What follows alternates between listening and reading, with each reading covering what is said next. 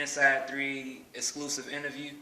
And I'm here with Jamal Dickinson, DB for the McKinley Tech trainers.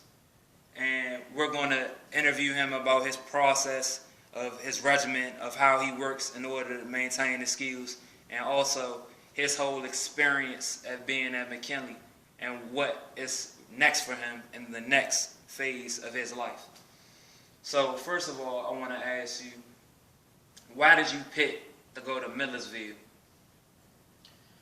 You know, Millersville University, when I stepped on campus, you know, it just felt like I was at home, and that's the way you're supposed to feel when you're in college. You're supposed to feel at home because that's going to be your second home. And you know, another thing is, you know, they loved my family. They respected my family. They loved me. They respected me. You know, they treated me like I was their family already. And you know, I just love the campus. I love the people there. I just can't wait to put on the pads and put on that black and gold for Millersville. All right. Also, I want to ask you, all right, well, Miss Saunders told me personally that, you know, your ninth grade year, you were just 80 pounds. And now you weigh more than me, which I'm a little shocked about because I was like, dang, me and Jamal almost eye to eye now. Yeah. And at first I was tiring over you a little bit. So what did you do in order to get more weight, in order to get in more shape, in order to do what you love to do, and that's play football? Weight room, and weight room, and peanut butter sandwiches, and protein. She told me about the peanut butter sandwiches. Yes. I was asking how to get my weight up. Yes, protein and peanut butter sandwiches. That's how I gained all my weight. Man, the weight room, it would do something to you. It would do something to you. It would cut you up real fast. It would make you a better player. Ninth grade, I was little, 80 pounds, 5 foot, and I was slow. Just because I didn't have no muscle in my legs. Man, I started doing squats, got a little faster. 12th grade year, I'm running a full 5.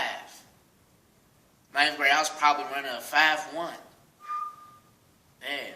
So weight room will do that to you. And I also go to a camp every Saturday. Prime example, Elite DB PX. They teach me, you know, just how to better yourself as a player and as a man, on the field and off the field. That's the best DB camp in the world, man. That's the best. It will teach you a lot of things about the defensive back position, and also teach you a lot about football. All right, that's good to hear. So, what do you think of McKinley Tech's program for people that don't know? Like, how have y'all developed, or how has it helped develop you as a person, as a man, as far as playing football and playing at your position? It was the McKinley Tech experience. Obviously, we're not a sports school. We an academic school, blue ribbon. You know, that's better anyway. But you know, we don't get that ability to, you know, perfect our game. We have to go do it by ourselves. We have to go to somebody else's gym. We have to work out on somebody else's field and all that type of stuff. We just don't have certain resources. Right. We don't have any resources whatsoever. And, you know, it would teach you, you know, if you had some, make sure you love it. You know what I'm saying? Make sure you love it. Because I mean, people don't have everything. Look at our little weight room, man. It's like a little closet, man. You look at DeMatha, you look at Good Counsel, you even look at Bowie, PG County. Weight room is like this. Yes, weight room is huge, man. And, you know, since we don't have that, you know, it pushes us back a little bit. You know, people say that Tech some cut, man. We're not that bad, man, for real. You have to apply to go to the school. You have to have grades to go to this school. I mean, we have real student athletes, and that's what a college wants. They want to pick student athletes. They just don't want to pick athletes. They want to see what kind of grades you making, how are you as an individual, and then how you are as a player. Yeah, there's no point of picking you if you're going to be on academic probation your first year. So it's a lot of development that comes into that. Right. Because people think, well, we're this, we're that. Regardless of what division we were in states. We won the Turkey Bowl. So it's a development. It takes time, but you always have to build if you want to get this where you want to be. Right. And another thing, when people say, man, y'all were in the Stripes division. Man, y'all won a Gravy Bowl. What's a Gravy Bowl? Man, we won a championship. You know what I'm saying? Yeah. We're champions. Yeah. McKinley Tech football are champions. Varsity, we're champions. Nobody would never, they wouldn't even think about that. Yeah. They wouldn't even believe that. We're champions. Doesn't matter, Gravy Bowl, it could be Cranberry Sauce Bowl, I don't care. We're champions. That's all that matters. You can't take that away from us at all. Can't take that. Y'all put in the work, y'all put in the effort. Yes. Come champions. Yes.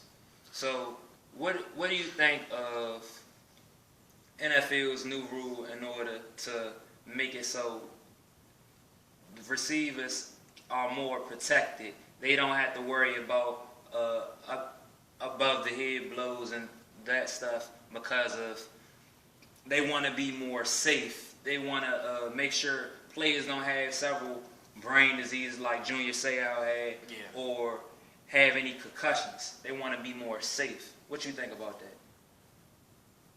I mean, if you can't prevent injuries if you're in football. You can't. It's a aggressive sport, and telling somebody that you can't hit a person up top right here, I think it's crazy. I really do. And tell them to hit below the shoulders. Hit below the shoulders? So you want me to aim at his knees? In his whole career? In his football life? Everything? You look at Gronkowski. Gronkowski going for a streak. His arms was up. Safety could have hit him up top. But he remembered, oh man, I'm going to get fined if I do that. Oh, let me just aim at his knees. Aimed at his knee. What happened? Blew his knee out. Right. Blew his knee out. And probably he won't be the same Gronkowski. Just for that. Look at RG3. He's not the same RG3 after that knee injury. Knee injuries are crucial. You do not play. You do not joke with a knee injury. I remember I had a slight knee injury at the Eastern game. You can't do anything. You can't backpedal. You can't run. You have nothing without your knees. You need them. You do. You need them. So, telling people, hey, no, don't hit right here. Don't hit up top. Just go for the knees. I think that's crazy. All right. I really do. What else? I want to ask you about another thing related to the NFL area. Why do you believe that Rashard Mendenhall, if you didn't know, why do you think he retired? He said personally he didn't like being under a microscope. He already had a lot of wear and tear in his body, and he didn't want to put his body through any more distress. And he wanted to just live his life without worrying about the trauma, physical trauma later on from football injuries, dealing with the media constantly following you, and he not being able to do what he wants to do on a regular basis, and just the pressure that comes with being a top-notch professional athlete. What do you say about that? And would you, if you were in his position, did that? I think he was scared. I'm not scared of the game because he was a dog, but I think he was scared of the after effects of the game. You saw Junior Seau. Yeah. I mean, come on. He was probably real scared about the after effects. So he wanted to retire early. He wanted to be able to walk. He wanted to walk after his career, and that's what he did. I respect him for that. Hey, he was a hell of a fine player, good running back, great running back. I have that to say off of that. I respect him for it. That's probably it. I don't know. All right. Well, outside of that, we talked enough about the NFL. Let's get more back to Jamal. Why do they call you the Honey Badger? It's kind of stumping to me. Why do they call you that? They call me the Honey Badger because I'm a ball hawk, I'm aggressive, and I take what I want. I do. I take what I want. If I want the ball, I'm going to get the ball. If the receiver is lackadaisical, I'm gonna hit him. Just to say, hey, I'm here. You know, I'm here. You know, be ready. Go 100%. Because if you don't go 100%, I'm gonna feel disrespected. I'm gonna hit you. I'm gonna knock you. I'm gonna knock you down. I'm gonna knock you down. That's my mentality of the game. I'm gonna be aggressive as possible. If I'm not aggressive, I'm not going 100%. I'm going 50. And I'm not gonna play the game like that. I love this game. I'm gonna go 100% every play in the off season. I'm gonna go 100% whenever I'm doing my weights. I'm gonna go 100% when I'm training. I'm gonna go 100% just because I love this game. That's great to hear because me, as in my personal experience being with McKinley Tech basketball this year, it's like people take for granted once they get, you know, this goal they achieve, this goal they achieve. My whole mentality is, okay, I achieved this goal, but it's on to the next goal, the next goal, the next goal. So you really don't have no time to be so satisfied, be complacent, because you gotta go get what's next. What's next? What's next? It's not what's about what's now. It's about what's next. Right. So I bring that type of intensity to my game when I play basketball. You have to beat me off the dribble if you want to score. Right. You're gonna have to play your best if you want to beat me. Right. Same way I defend, I believe you defend. You have that mentality where, if he wants to beat me, he could think he's gonna beat me on a fly route. He can think he's gonna beat me coming over the middle or over a slant. But either way, he's gonna really have to work his hardest just to beat me, even to catch a pass, because I'm gonna be there. If you put your hands on the ball, I'm going to knock you out. If you go for a pass and think I'm not going to jump with you, I'm going to jump with you. I don't care about getting mauls. Just like me, I don't care getting yanked. It's about making the play. Right. So that's real good to hear.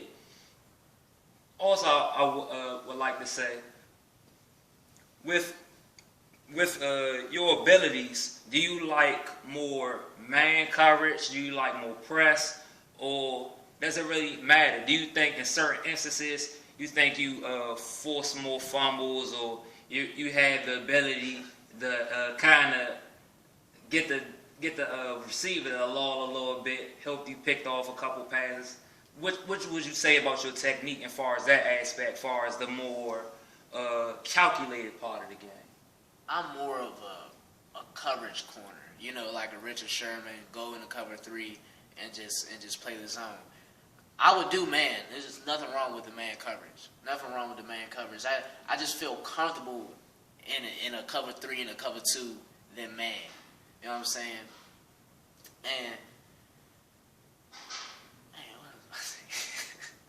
I'm sorry. That's how I get all my picks. You know, that's how I got them 2 picks. It was a cover 3 or a cover 2, and then you know.